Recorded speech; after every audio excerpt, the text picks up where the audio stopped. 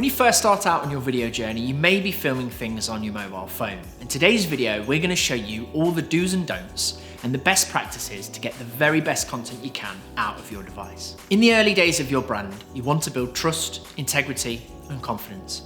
And video gives you the platform to showcase all of these things. But just picking up your phone and pressing record isn't always going to work. In fact, it can sometimes do more harm than good. Now, there are a few small tweaks that we will go over in this video that will change your self-made content forever. Remember, you are constantly being compared to your competitors, so why not learn a few tips to make your content stand out above theirs? The first thing we're going to talk about is equipment. Most modern day phones can record in glorious 4K, so it's easier than ever to create high quality content. But like with anything, the number one rule is to practice with the device. Do not rely on the auto settings. You need to spend a good few hours learning the basics before you start recording your videos. And that means switching everything to manual and getting your hands dirty. Practice, practice, practice. A phone on auto is going to adjust the slightest change, and that could be autofocus, it could be brightness or white balance, and all of these things create a real distraction for the viewer. It doesn't breed confidence, so you must experiment, learn how to use your device properly, and avoid auto settings. Become the expert with your particular model of mobile phone. Now, you'll also need a tripod. It's so important for the framing of your videos, and it gives you full control on how to frame the shot. So a tripod like this one would work wonders. It's got a video head on it, it isn't expensive, and you can pick it up off the Amazon marketplace. The difference between a tripod and a light stand, which also could do the trick, is that this has a ball head on the top so that you can adjust the head of the tripod to fit the frame. Sticking your phone on the end of this is going to be difficult because you can't actually maneuver it other than up and down. So quite often in a tight space, or if you're filming at home or in the office, you will need a video head like this to be able to maneuver it into space and then still frame it. Now, don't forget that most tripods are built for cameras, so you will also need to purchase a tripod head that holds your phone. And again, this can easily be found on Amazon Marketplace. Just make sure that you're searching for the correct model of your mobile phone. So for lighting, we would recommend a ring light like the one that we have set up behind me here. Now, this casts an even light onto the subject. It reduces shadows in the face and minimizes blemishes, whilst also illuminating the eyes, which is perfect for these one-to-one vlogging talking head videos. As good as natural lighting is, a word of warning, you don't want to sit with your back to a window. That's where the natural light actually becomes your worst enemy. It's also where the auto settings on your camera will have a breakdown. So again, remember, auto off. Now, for sound, you need a quiet environment, so ask your colleagues to be silent whilst recording, or find a private room or area away from the noise. For this, you will need a lapel mic, which usually means you will also require a converter, as most modern mobile phones are using USB-C now and don't have an audio jack. So just make sure that if you buy a lapel mic and you have a more modern mobile phone, you also get the aux into USB-C converter. Okay, so now for framing. Now, this is where a lot of people make mistakes. This really is make or break here.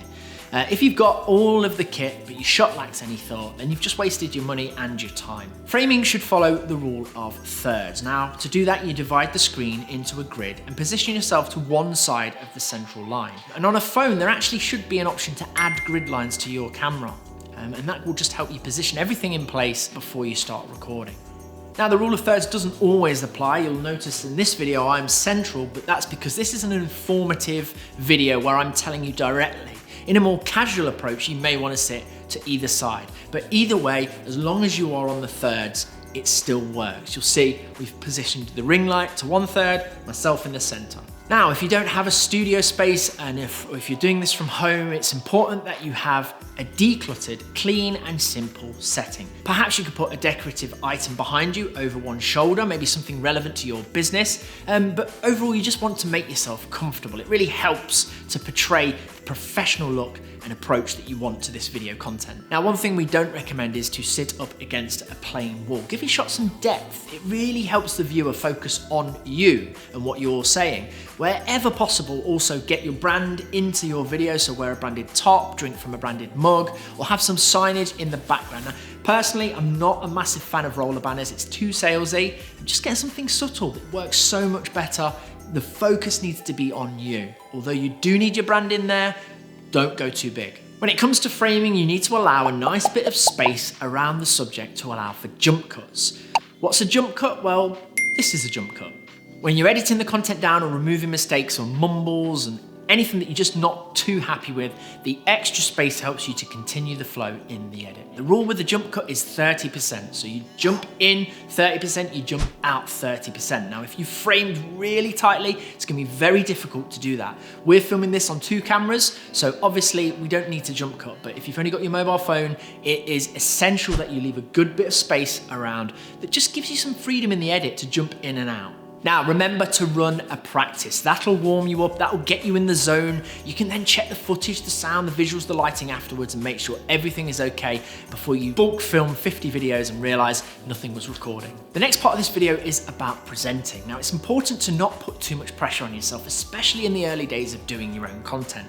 Don't worry about getting this perfect take every time. You can chop the video up in the edit, and if you do end up going on for ages, it's actually a bonus as it gives you more to work with in the edit. If you make a mistake, just go again. Remember, we're going to be chopping this up. This isn't a live video, this isn't all in one. You have time to make this perfect, so take your time and be yourself. Now, as well as the main bulk of your content, you want to film an intro and an outro, and these really need to be that catchy, punchy, powerful statement that aligns with our earlier videos where we spoke about marketing to goldfish. And you can find that video in our Insight Bites library. Not only do you need to really tell the viewer in less than 10 seconds exactly what your video is about, you also need to end with a call to action so that reminds the viewer exactly what you want them to do off the back of this video, whether that be go and find more from the series, whether that be go to your website, whether that to be subscribe, like, share.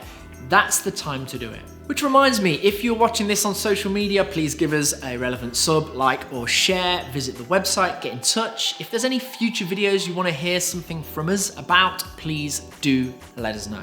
Now, for each video, you'll have chosen a subject or topic, and it's important to try and make at least 3 key points throughout. These should be your bullet points to follow through the video. We haven't spoken really about scripted videos yet, and there are some great teleprompter apps that you can use out there for scripted videos. But actually, to begin with, I'd recommend using bullet points and keywords. At this point, we just want your passion, we want your commitment, we want your knowledge to come through. So keep those 3 bullet points, make sure that it's scheduled and it's in order, but at the same time, allow yourself to go off on a tangent. Sometimes when you're in the zone and you're following a script or some bullet points, you can suddenly just come across some natural, really good advice that you would have left out otherwise. So go for it, don't be scared to embrace. Even if it means a massive hard drive of footage, you know, it's only gonna make the video better. Finally, always take a few photos for your thumbnail. Now, this is one of the gatekeepers to getting viewers. A thumbnail can literally win you reach on its own.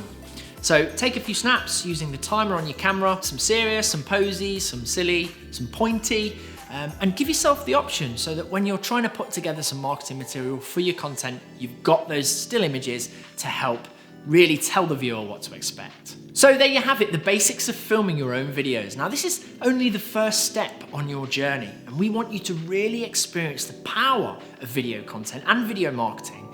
So if you have any questions on what we've spoken about here today, please reach out and we'd be happy to guide you through any of the points we've made. Thank you for watching, guys, and don't forget to stay creative.